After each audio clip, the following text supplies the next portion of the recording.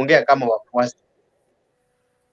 Asante sana. Kenya Rebel, najua kidogo tu nakuja kwako tena engineer. Kenya Rebel, najua haukubaliani na matamshi mengi ambayo yamesemwa. Mkono ukitingisha kichwa, lakini maoni yako ni yapi? Naweza sema kitu halafu kwa sababu niko na dakika kidogo halafu tuendelee. Sawa. Nilikuwa nadhani unataka kusimama mahali kwanza, lakini sawa, endelea. Kwa sababu nimepata nafasi dakika kidogo. Nadhani mnanishika vizuri kabisa. Kwanza nitachagia kulingana na mwenye ameongea mwisho. Siwezi kusoma majina vizuri, labda unaweza niambia jina lake ni nani? Anaitwa Engineer Ojal. Kuna mambo mengi ameongea, mambo mazuri, na kuna kwingine anatoka kwa njia kabisa, anapotea. Yale ambayo amesema ya muhimu ni kwamba nchi kama haina amani, hata wawekezaji watatoroka.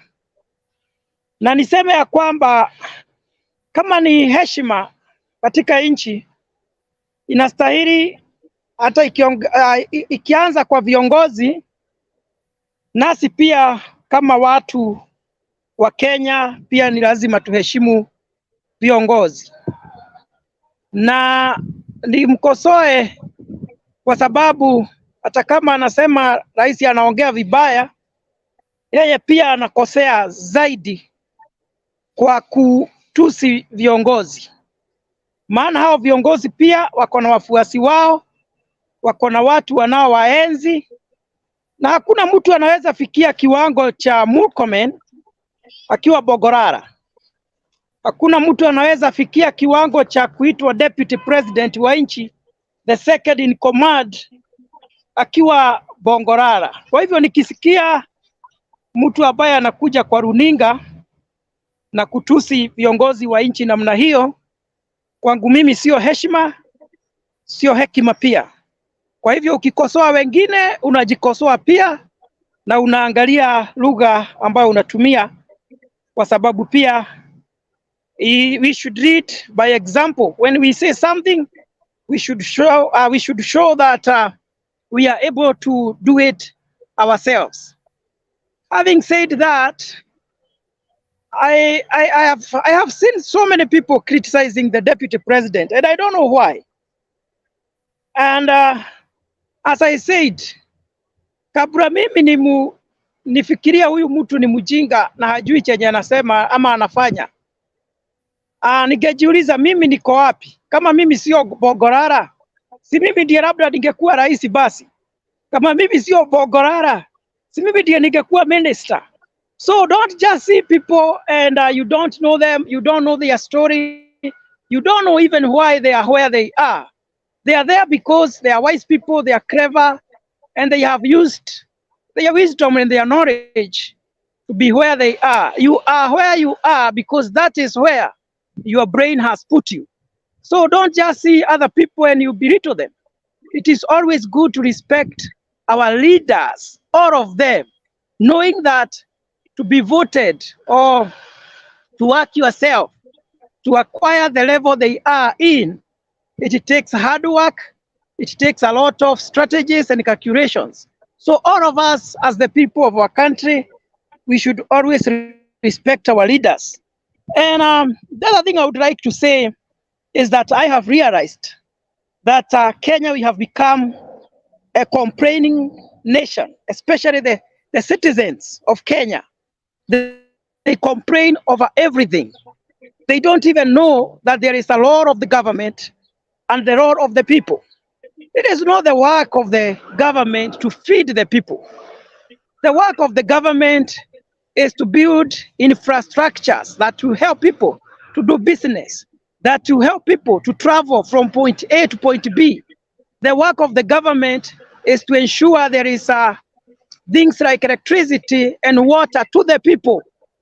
So when you keep on saying the government has not done this, has not done that, what are you doing as a person to better your life? Are you working very hard?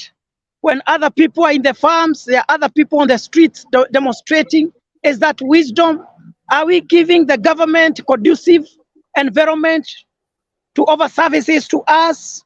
Are we giving the government time to do what it's supposed to do? How will the government perform when people are not going to the businesses? Because we have disorganized the nation through Maandamano. People are not opening businesses. The tourists have left the country. So if there is somebody who has worked against the nation of Kenya, it is one Raila Odinga. And it is not 1 year, it is not only this year, he has done it consistently. That is why our nation has become so unstable. That is why so many people don't invest in Kenya. Without Raila Odinga, we would be very, very far as a nation, because every good investor is looking for somewhere where his money will not be lost, where his business will not be destroyed. But what is happening in Kenya? After 4 years, we must go back to demonstrations. We must destroy businesses. We must close down businesses. We must lose tourists going to to their countries. Why? It is because of having somebody who believes, if I am not in the government, I will make sure everything comes to a standstill. That is not the way to apply for a job. That should not be the way. And that is why a nation like Tanzania, a nation that does not support these kind of demonstrations and hooliganism, is likely to overtake Kenya. Tanzania is doing very well because it's a peaceful country. Everybody wants to invest in that country. So who said that Raila Odinga must be in the government? And if he is not in the government, he must destroy businesses. He must send people to demonstrate. Speaker. Who said that? So Raila Odinga is just like any other citizen. It is not a must that he be in the government. And we went for the elections, and we voted for the president and the deputy president, and we already have the government in place. We have the constitution, which was followed to the latter, and the constitution and the institutions that we have said we have the government. We should work with that government and stop creating a bad precedence, whereby we should always tolerate this kind of hooliganism in the nation of Kenya. It is unfortunate. We are not doing good for our country.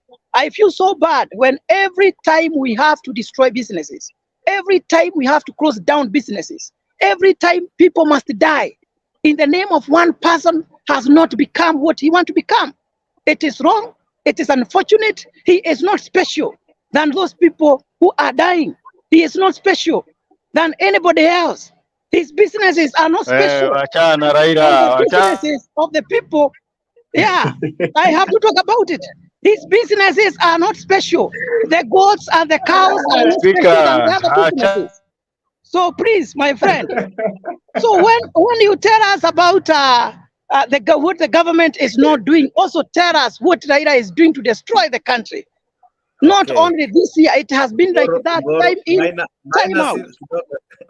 Hapana, hatuwezi kubali. Si rais alisema opposition ifanye kazi yake. Anataka Raila afanye nini? Okay, that is what he is doing. In fact, isipokuwa ni polisi wanaharibu maandamano. We have peaceful maandamano in Kenya. Why can they not let the maandamano happen? It's a constitutional right. Do you read the constitution, my brother? Ama unasoma constitution upside down. Article 37. We have the right to demonstrate and picket every day if you want. Usituanze kutuambia Raila hapa. Raila is the opposition leader na ni mtu si wa kawaida kwa sababu yeye ndio opposition leader kulingana na katiba ama kulingana na elections. Ukuja kutuambia ati Raila amefanya. There is no stability when you are being led by thieves. So we have to choose between thieves and demonstrations. Stability gani unatuambia? Sasa sikiza nikuambie kazi ya opposition. Ile shida ambayo mko nayo ni kwamba you don't understand what is the work of opposition. Opposition does not mean opposing everything. Opposition means correcting the government where it is going wrong. And if you have a better idea, you give that idea to the government to perform better for the people. Opposition does not mean that you cause the government not to perform.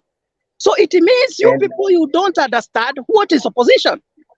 Even the leaders need to be informed their role. Everybody has a role to build a nation. Everybody has a role to develop a country. What happens in Kenya, so long as I'm not in the government, I'll make sure nothing goes on. Simply because I am not in the government. That is not opposition. That is disorganization. Umeona ya Nigeria? Umeona ya Nigeria?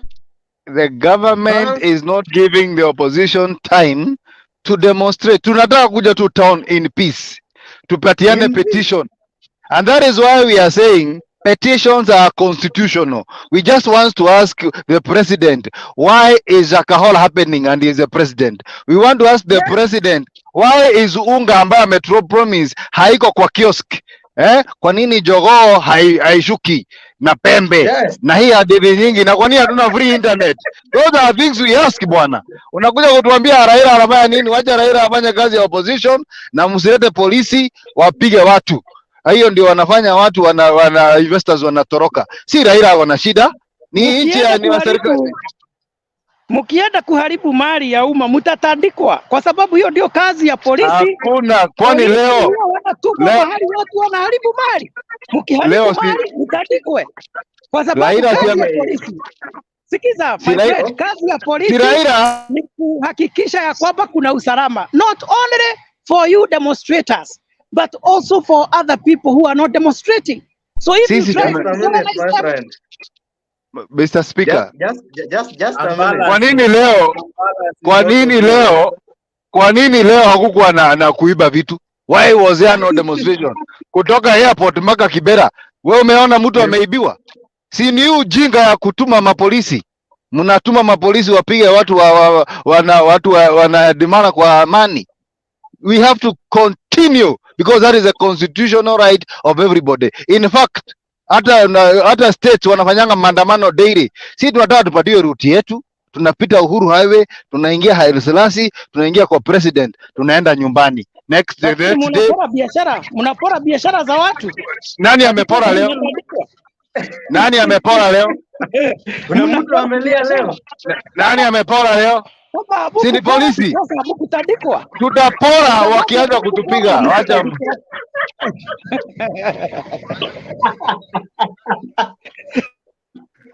Wacha niulize swali. Okay. Just a moment wadau.